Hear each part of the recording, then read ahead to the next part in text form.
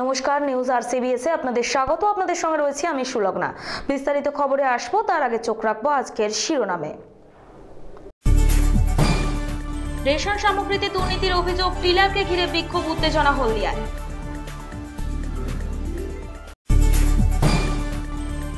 Note বদলের জের, জেলা জুড়ে তৃণমূল রাস্তায় নেমে প্রতিবাদ কর্মসূচি পালন করলো। 7 লাখে বিকলো 60 কেজির মাছ, দীঘা মোহনার মৎস্য নিলাম কেন্দ্রে উঠল চড়া দাম। কালো টাকা ফিরুক, কিন্তু সাধারণের ভোগান্তি বাড়িয়ে নয়, মন্তব্য পরিবহন মন্ত্রীর।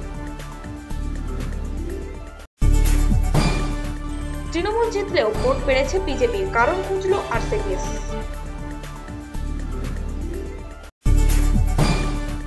নিজের দোকান থেকে উদ্ধার ব্যবসায়ীর ঝুলন্ত মৃতদেহ, চাঞ্চল্য কোলাঘাটে। ডাকঘরে সেভিংস অ্যাকাউন্টে জমা দেওয়া যাবে না পুরনো 500,000-এর নোট, বুধবার নোটিশ পড়ল মুখ্য ডাকঘরে, বিপাকে গ্রাহকেরা। ধান চাষে সফল প্রদর্শনী, ক্ষেত্র প্রকল্প কর্মসূচি উদ্যোগে রয়েছে কৃষি দপ্তর।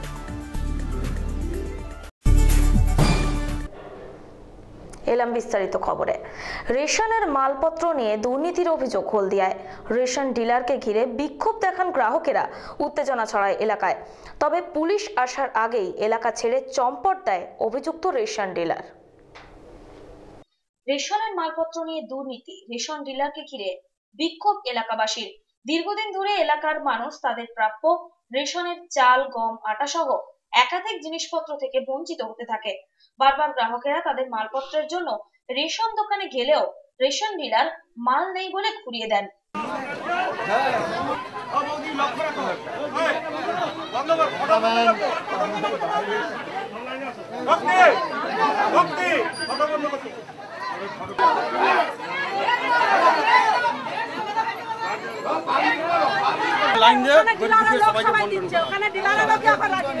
চাল যা আছে সবাই গরিব দুঃখীকে 5 কিলো করে দেওয়া আছে, ডিলারের লোক দিচ্ছে। বৃহস্পতিবার সকালে গোপনে হলদিয়া টাউনশিপের 25 নম্বর ওয়ার্ডে 13 মোড়ের রেশন ডিলার প্রণব পাত্র রেশনের মালপত্র চালান করার সময় এলাকার মানুষের হাতে ধরা পড়ে যায়। সেই সময় রেশন ডিলারের গোডাউনে গিয়ে বিক্ষোভ ও মালপত্র তছনছ করে এলাকার মানুষ। চিটিংবাজি করতেছে, 2 নম্বরই করতেছে, ব্লকে বিক্রি করতেছে। তো গরিব মানুষরা কি না খেয়ে থাকবে? সরকার কি উনাকে ব্লক করার জন্য দিয়েছে? কেন ডিলার করছে? ডিলার করতেছে না, আমরা বিক্ষোভ করতেছি। আমরা কেন জনগণ পাবে না, কিসের জন্য পাবে না, তার জন্য আমরা বিক্ষোভ করতেছি। সবাই মাল নিয়ে আসে, সেই মাল আমরা দিচ্ছি। দীর্ঘক্ষণ ধরে চলে বিক্ষোভ, এলাকায় উত্তেজনা ছড়ায়। ঘটনার খবর পেয়ে ঘটনাস্থলে পৌঁছয় হলদিয়া থানার পুলিশ, কিন্তু ততক্ষণে ডিলার প্রণব পাত্র পালিয়ে যায়। এলাকার মানুষের অভিযোগ, নতুন ও পুরাতন কার্ডের গ্রাহকেরা তাদের প্রাপ্য মাল নিতে গেলে মাল নেই বলে ঘুরিয়ে দেওয়া হয়। দীর্ঘদিন ধরে এই ধরনের ব্যবহার করায় তারা বাধ্য হয়ে বিক্ষোভ দেখান। ঠিক আছে, ডিলারের নির্দেশে এটা হচ্ছে। ডিলার বলে দিচ্ছে, আমরা বলছে মাল নেই বলে পাবলিককে ঘুরাচ্ছে। কি হলো কি ওখানে?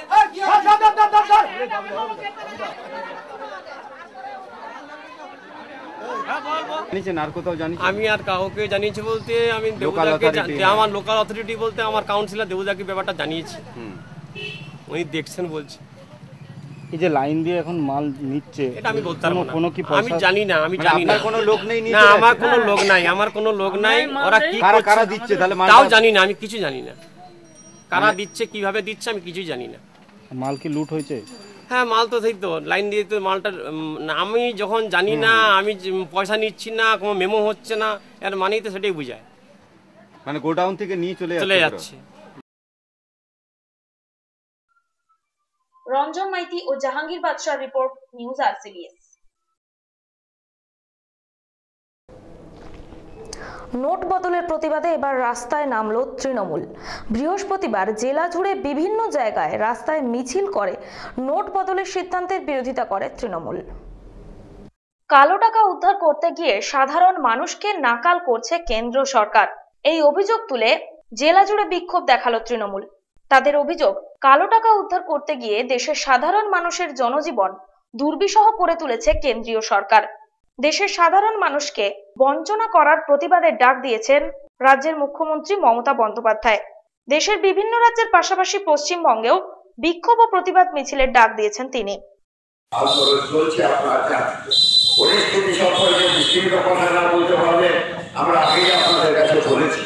আপনারা নিশ্চয়ই জানেন যে 8 তারিখে মন্ত্রিসভার বৈঠক হচ্ছে। এমন মন্ত্রী, এমন প্রধানমন্ত্রী ভারতবর্ষের ইতিহাসে কেন পৃথিবীতে এই ধরনের কোন মন্ত্রী কখনো আছে বলে আমাদের পড়াশোনার যতদূর আছে আমরা জানি না। সমস্ত মন্ত্রীদের মোবাইলকে বাইরে রাখতে হয়েছে, ঘরের তালা চাবি বন্ধ করা হয়েছে, পেছনের দরজা দিয়ে উনি নেমে গেছেন। সিদ্ধান্তের কথা কেউ জানে না, সাদা কাগজে মন্ত্রীরা শুরু করেছে। তিনি নেমে গিয়ে স্থল, নৌ, বিমান বাহিনীর প্রধানদেরকে নিয়ে বৈঠক করেছেন। দপ্তর নেমে পড়ে সোজা চলে গেছেন রাষ্ট্রপতির কাছে। রাত্রি 8টার সময় একদিকে 1000 টাকার নোট আর একদিকে একটা সাদা কাগজ। পথে নেমে প্রতিবাদ কর্মসূচি পালনের নির্দেশও দিয়েছেন মুখ্যমন্ত্রী। সেই নির্দেশ মতোই রাজ্যের অন্যান্য জেলার পাশাপাশি পথে নেমে প্রতিবাদ জানালেন তৃণমূল নেতা নেত্রীরা। বৃহস্পতিবার বিকেলে তমলুকের হাসপাতাল মোড় থেকে কয়েক হাজার কর্মী সমর্থকদের নিয়ে মিছিল করে তমলুকের জেলা শাসকের দপ্তরের সামনে যান তারা। সেখানে একটি প্রতিবাদ সভা করা হয়। সভায় উপস্থিত ছিলেন সাংসদ শিশির অধিকারী, বিধায়ক সুকুমার দে, অমিয় ভট্টাচার্য, জ্যোতির্ময় কর, তমলুক পৌরসভার চেয়ারম্যান রবীন্দ্রনাথ সেন সহ অন্যান্যরা। মমতা বন্দ্যোপাধ্যায়ের কর্মসূচি সারা রাজ্যের সঙ্গে এখানে হচ্ছে। আপনি বলছিলেন যে বুদ্ধবাবুকে দেখেছেন, নরেন্দ্র মোদীকেও দেখবেন। আমরা বলছি এত বড় অহংকার গণতন্ত্রে কোনো মানুষের রাজনৈতিক লোক করতে পারে না। বুদ্ধবাবু একদা করেছিলেন, ধ্বংস হয়ে চলে গেছে। আজকে মোদী যে অহংকারের প্রকাশ করেছে, হিটলার বেঁচে থাকলে লজ্জা পেত, রুমাল চাপা দিয়ে হাসত। হ্যাঁ, হিটলারের বাবা উনি যে কাণ্ডটা করেছেন, 27% ভোট নিয়ে ভারতবর্ষে গদিতে এসেছেন ভোট ভাগাভাগি পেতে। তিনি যে অহংকার দেখিয়ে সাধারণ মানুষের পেটে লাথি মেরেছেন, এর প্রতিবাদে মানুষ মমতা বন্দ্যোপাধ্যায়ের নেতৃত্বে ভারতবর্ষে আন্দোলন সংগঠিত হচ্ছে। এই আন্দোলন দিকে দিকে যাবে। আমরা কাল আমাদের রাজ্যে হয়েছে, আজকে জেলায় হচ্ছে, আগামীকাল আবার ব্লকে হবে। এরপরে ভারতবর্ষব্যাপী আন্দোলন সংগঠিত করবেন মমতা বন্দ্যোপাধ্যায় এবং আমরা আশা করি যে এর প্রতিবাদে মানুষ আমাদের পক্ষে যাবে। জাহাঙ্গীর বাদশার রিপোর্ট, নিউজ আরসিবিএস। প্রায় 7 লাখ টাকায় বিকলো 60 কেজির তেলিয়া ভোলা মাছ। লম্বায় মাছটি প্রায় 4 থেকে 5 ফুট। এই মাছের তেল থেকে তৈরি হয় গুরুত্বপূর্ণ ওষুধ, পোটকা থেকে তৈরি হয় ক্যাপসুলের কভার।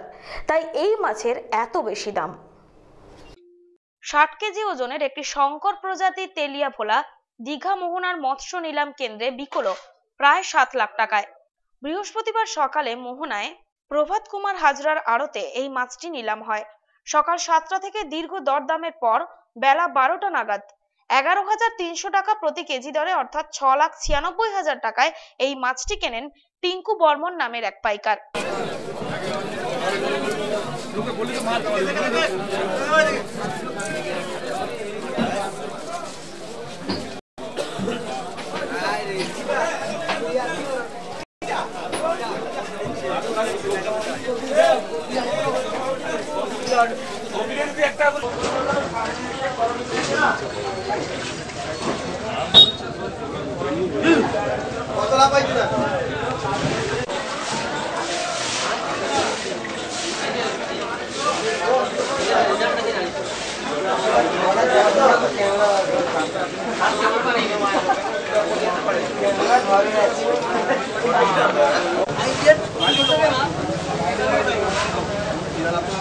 পিবি সংস্থার মালিক এই টিঙ্কুর বাড়ি রানাঘাটে। বুধবার রাতে প্রায় 5 ফুট লম্বা এই মাছটি ধরা পড়ে কাঁথির পেটুয়ার বাসিন্দা ধীরেন খান্ডার পাতা জালে। এই প্রজাতির মাছ মূলত গভীর সমুদ্রে থাকে। প্রজননের জন্য উপকূলে এসে ধরা পড়ে যায় জলে। মাছটা বিক্রি হলো 11,300 টাকা কিলো। মাছটা কি হবে? মাছটা ওই মাছের ভেতরে যে পোঁটাটা রয়েছে ওইটাই কাজে লাগে, ওষুধের কাজে লাগে। এর আগেও এই প্রজাতির দুটি মাছ ধরে রাতারাতি লাখপতি হয়েছিলেন বীরেন। এবার মাছটি সবচাইতে বড় হওয়ায় দামও বেশি পেয়েছেন তিনি। পোটকার জন্য এই মাছের দাম বেশি। ব্যবসায়ীরা জানান এই পোটকা দিয়ে তৈরি হয় দামি ক্যাপসুলের খোল। এটা তো তেলিয়ারই এক প্রকার বিশেষ প্রজাতি, যেটাকে আমরা শঙ্কর মাছ বলি।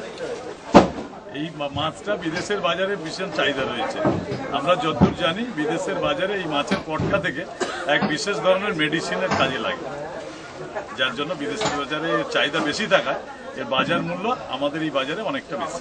আগে কি এই ধরনের মাছ উঠেছে? হ্যাঁ, অনেকবারই উঠেছে, তবে এটা বেশি সংখ্যক পাওয়া যায় না, এটা সীমিত সংখ্যক পাওয়া যায়। গভীর জলের মাছ বলছেন, কেন উপরে এই কাছাকাছি পাওয়া গেল, মোহনার উপকূলে পাওয়া গেল?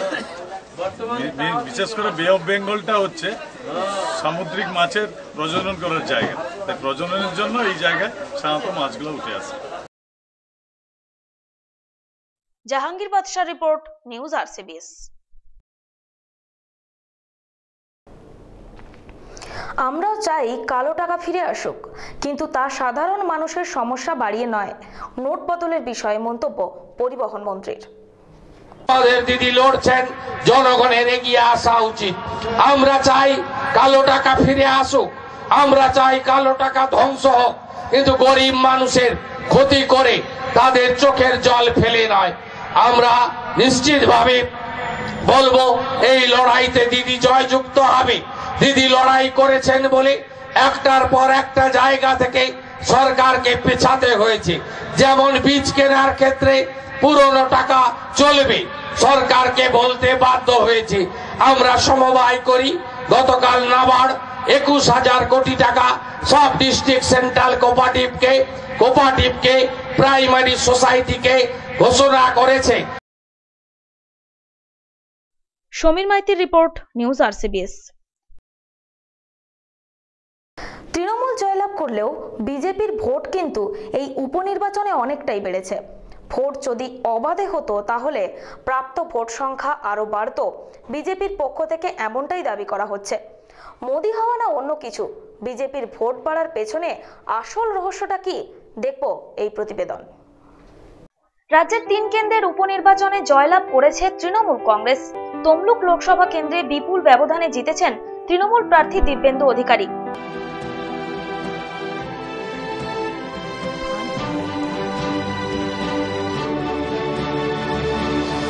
তমলুক লোকসভার উপনির্বাচনে প্রাপ্ত ভোটের বিচারে দ্বিতীয় স্থানে রয়েছে CPIM, কিন্তু এবারের উপনির্বাচনে তমলুক লোকসভা আসনে লক্ষণীয়ভাবে বেড়েছে বিজেপির ভোটের হার।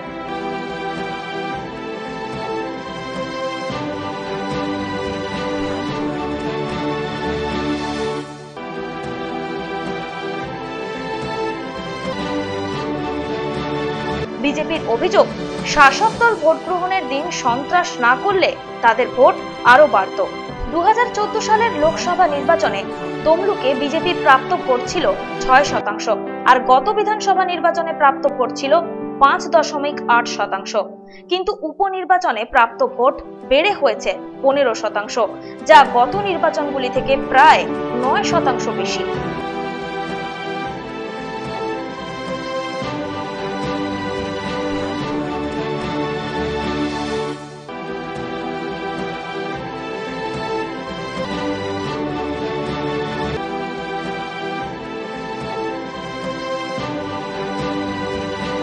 গত লোকসভা নির্বাচনে বিজেপির প্রাপ্ত ভোট ছিল 86,138। উপনির্বাচনের ফল বেরোনোর পর দেখা যাচ্ছে তৃণমূল প্রার্থী দিব্যেন্দু অধিকারীর প্রাপ্ত ভোট 7,79,599 এবং বিজেপি প্রার্থী ভোট পেয়েছেন 1,96,450টি। সেখানে CPIM ও কংগ্রেস প্রার্থী যথাক্রমে ভোট পেয়েছেন 2,82,066টি এবং 19,851টি। উপনির্বাচনে বিজেপির সফলতার কারণ কি? রাজনৈতিক মহল এখন তা খুঁজতেই ব্যস্ত। বিজেপির ভোট বাড়ার পেছনে মূলত 3টি কারণ রয়েছে। কি সেই কারণগুলো, দেখব। উপনির্বাচনে বিজেপির সফলতার কারণ কি? ভোট বৃদ্ধির কারণ খুঁজতে গিয়ে মূলত 3টি বিষয় উঠে আসছে। প্রথমত, তমলুক লোকসভা কেন্দ্রে বেশ প্রভাব রয়েছে প্রাক্তন CPIM নেতা লক্ষণ শেঠের। গত বিধানসভা নির্বাচনে তিনি নিজে নতুন দল গঠন করে ভোটে লড়েছিলেন।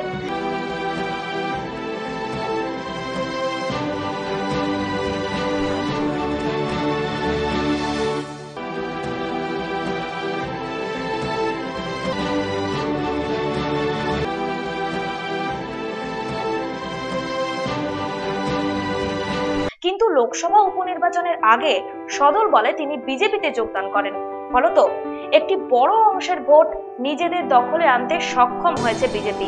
দ্বিতীয়ত, রাজনৈতিক বিশেষজ্ঞদের মতে কেন্দ্রীয় সরকার হলদিয়া শিল্প শহরে বেশ কিছু উন্নয়নমূলক কাজ করেছে।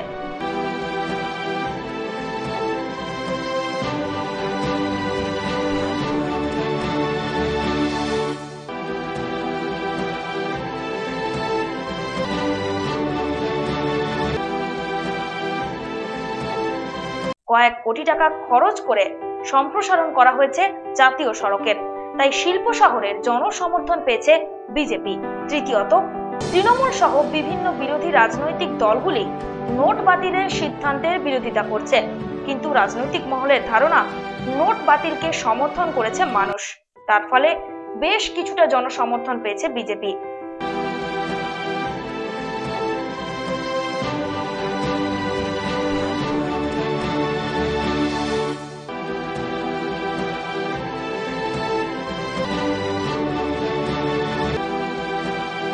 রাজ্যের 3টি কেন্দ্রেই প্রাপ্ত ভোটের হার বাড়াতে সক্ষম হলেও এখন দেখার 2019 সালের লোকসভা ভোট পর্যন্ত বিজেপি এই ফলাফল ধরে রাখতে পারে কিনা।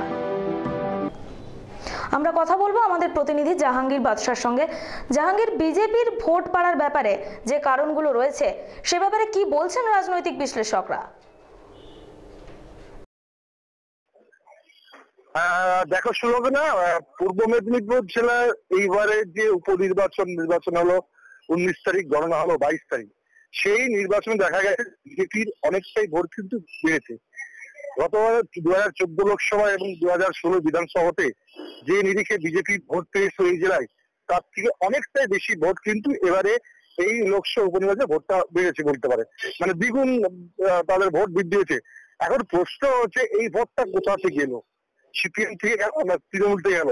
কিন্তু এটা প্রশ্ন কিন্তু দেখা যাচ্ছে দুই দলের নেতাদের কিন্তু কপালে ভাঁজ দেখা দিয়েছে যে এই বিজেপির ভোটটা বেড়ে যাওয়ার জন্য ইতিমধ্যেই কিন্তু এই নিয়ে তৃণমূল কংগ্রেস এবং সিপিএম তারা কিন্তু পর্যালোচনা করতে শুরু করে দিয়েছেন যে বিজেপির ভোটটা কিভাবে বাড়ছে, এত ভোট তাদের সংগঠন নেই, জেলায় কোনো ভালো কাঠামো নেই, অথচ এই জেলায় কিভাবে বিজেপির ভোটটা বেড়ে গেল এই নিয়ে কিন্তু সমস্ত রাজনৈতিক মহল কিন্তু একটা আলাপ আলোচনা চর্চা শুরু করেছে। সুযোগ ধন্যবাদ জাহাঙ্গীর, আমাদের সঙ্গে ছিলেন আমাদের প্রতিনিধি জাহাঙ্গীর বাদশা। চোখ রাখবো পরের খবরে। নিজের দোকান থেকে উদ্ধার ব্যবসায়ীর ঝুলন্ত মৃতদেহ, ঘটনায় চাঞ্চল্য ছড়িয়েছে কোলাঘাট এলাকায়। এটি খুনের ঘটনা, এমনটাই অভিযোগ করছেন স্থানীয় বাসিন্দারা। ঘটনাটি তদন্ত করে দেখছে পুলিশ।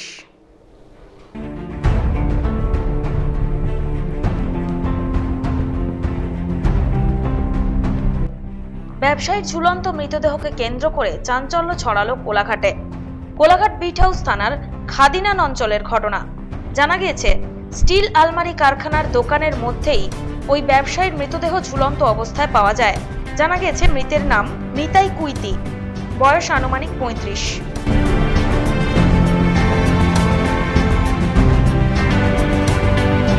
দুটি কন্যা সন্তান রয়েছে নিতাই বাবুর।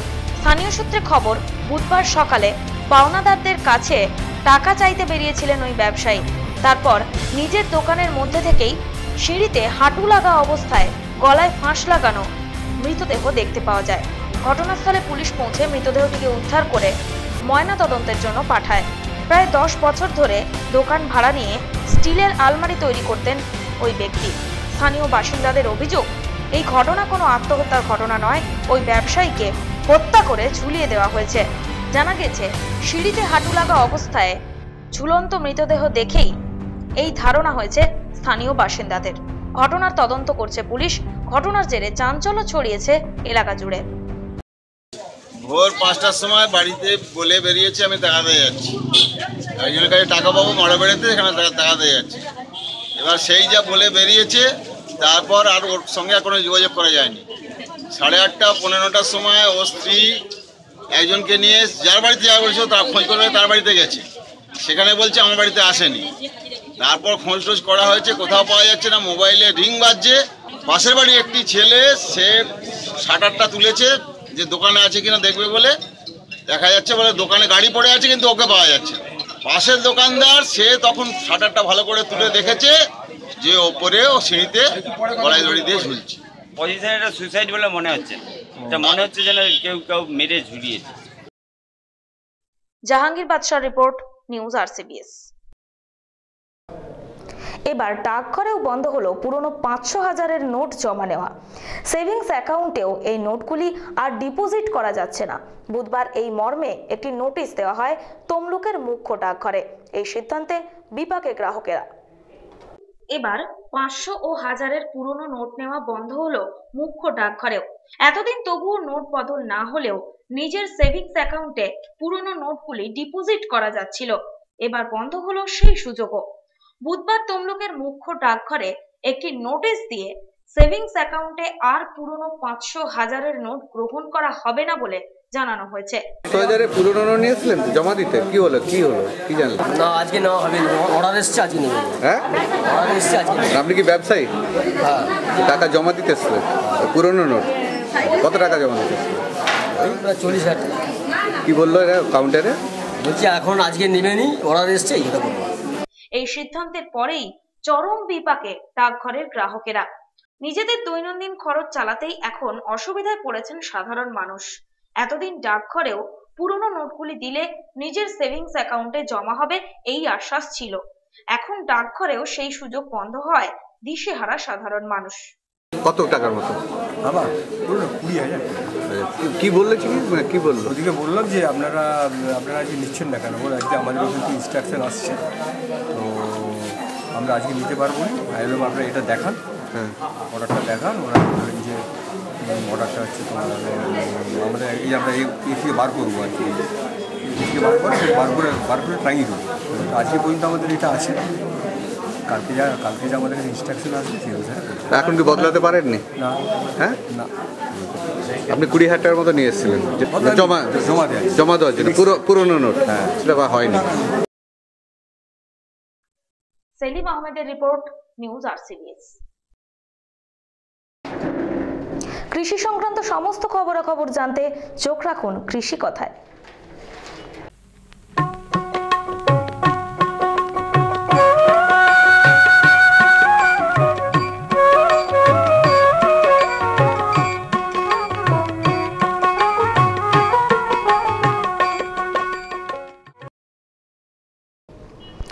কৃষিক্ষেত্র প্রদর্শনী করে এবার ধানে ফলন বৃদ্ধি উদ্যোগে রয়েছে কৃষি দপ্তর। গোটা জেলার সমস্ত ব্লককেই এই প্রকল্পের সফল রূপায়ণে নানান কর্মসূচি নেওয়া হচ্ছে। সুতাহাটায় সম্প্রতি শুরু হয়েছে ধান কাটা। ব্যাপক ফলনে খুশি চাষিরাও।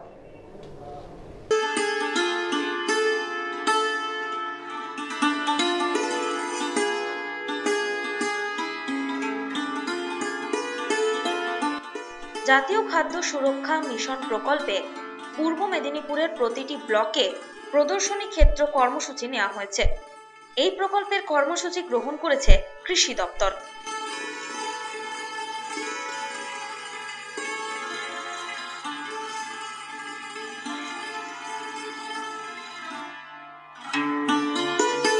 প্রতিটি ব্লকে 100 হেক্টর করে ক্ষেত জমি এই প্রকল্পের অন্তর্ভুক্ত করা হচ্ছে।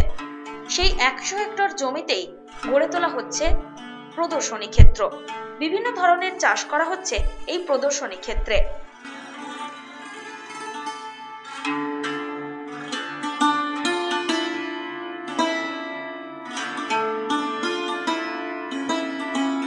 ব্যবহার করা হচ্ছে উন্নত মানের বীজ, উন্নত মানের ওষুধপত্র। চাষিদের দেয়া হচ্ছে আলাদাভাবে প্রশিক্ষণ। সুতাহাটা ব্লকের 2টি গ্রাম পঞ্চায়েতেও ঠিক একইভাবে 2টি প্রদর্শনী ক্ষেত্র গড়ে তোলা হয়েছে।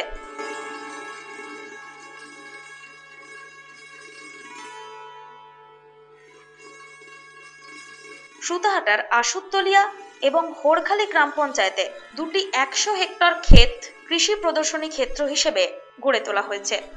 এই 2টি প্রদর্শনী ক্ষেত্রে চাষ করা হয়েছিল স্বর্ণ সাবওয়ান জাতের ধান। প্রায় 600 জনেরও বেশি সংখ্যক কৃষককে এই ধান চাষ করার জন্য দেওয়া হয়েছিল।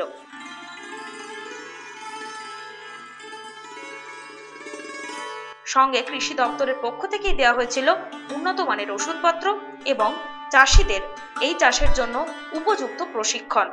সম্প্রতি প্রদর্শনী ক্ষেত্র জুড়ে ধানের ব্যাপক ফলন হয়েছে। শুরু হয়েছে ধান কাটাও। এই ব্যাপক ফলনে খুশি চাষিরাও। ন্যাশনাল ফুড সিকিউরিটি মিশন, জাতীয় খাদ্য সুরক্ষা মিশন, এর আন্ডারে আমাদের সুতাহাটা ব্লকে এবছর 2টো ডিসি প্রোগ্রাম করার কথা বলা হয়েছিল।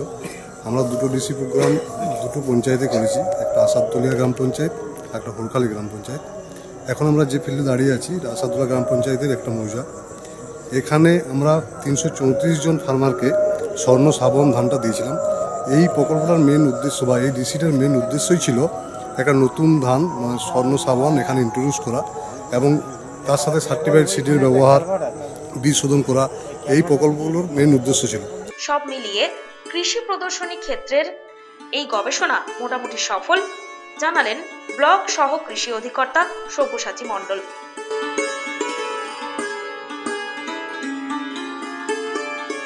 প্রায় 334 জন চাষি ভাইকে প্রায় 5 মেট্রিক টন মানে প্রায় 5000 কেজি ধান বীজ আমরা দিয়েছি। তার সাথে সাথে চিলির জিঙ্ক, ছত্রাকনাশক, কিছু ইনসেকটিসাইড, নিম বেসড ইনসেকটিসাইড এবং ফাঙ্গিসাইড দিয়েছিলাম সিড ট্রিটমেন্ট করার জন্য। এখন আমরা যে স্টেজে এসেছি তাতে মোটামুটি ম্যাচুরিটি স্টেজ চলে এসেছে। ধানটা খুব ভালো হয়েছে, আশা করছি ভালোই ফলন পাবেন এবং পরবর্তী ক্ষেত্রে এই ধানটা চাষি ভাইরা গ্রহণ করবেন আশা করছি। এই আশা নিয়েই আমরা দিয়েছিলাম ডিসিটা। পরবর্তী ক্ষেত্রে যদি এটা হয় তাহলে প্রকল্পটা সাকসেসফুল হবে। প্রসূন ব্যানার্জির রিপোর্ট, নিউজ RCBS। দেখবো আজকে সবজি ও মাছের দাম।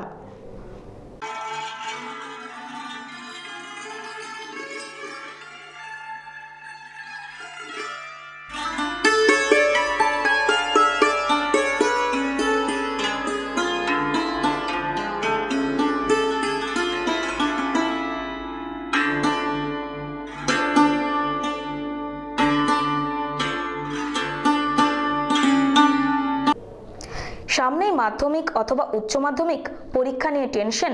1 ডিসেম্বর থেকে আমাদের নতুন অনুষ্ঠান ক্লাসরুম। সামনে মাধ্যমিক অথবা উচ্চ মাধ্যমিক পরীক্ষা নিয়ে টেনশনে ভুগছো? চিন্তা নেই, তোমাদের পাশের রয়েছে RCBS ক্লাসরুম। সোম, বুধ, শুক্র রাত 9টায় শুধুমাত্র RCBS বাংলায়। পুনঃপ্রচার মঙ্গল, বৃহস্পতি, শনি রাত 8টায় RCBS মুভিজে।